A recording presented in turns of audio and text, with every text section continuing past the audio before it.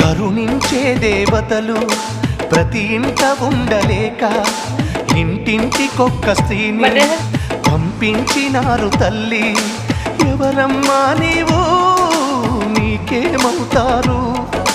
తల్లిగా మారావు, కొడుకై నడిచావు.